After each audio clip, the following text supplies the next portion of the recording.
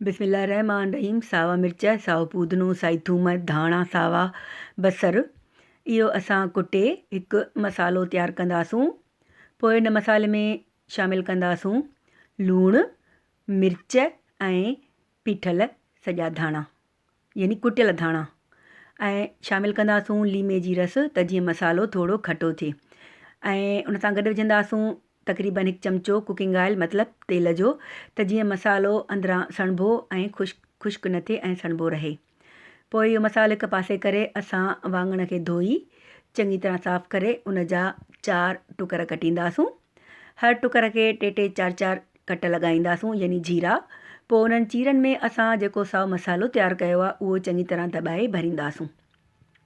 पोइ इहे मसाले वारा वाङण असां कॉर्नफ्लावर मां ॿोड़ींदासूं।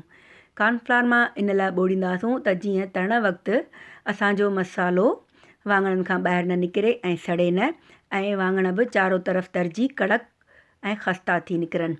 पोइ ढके तेल विझी हिनखे ढके ॻरण लाइ छॾे ॾींदासूं। इन विच में बार बार पिया वाङण खे 1-2 दफ़ो उथलाईंदासूं त जीअं चारो तरफ़ तरिजी वञनि।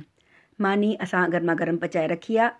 असांजा वाङण तयारु थी चुका आहिनि। मसाले वारा वाङण गरम गरम मानीअ सां मज़ेदार लॻंदा आहिनि।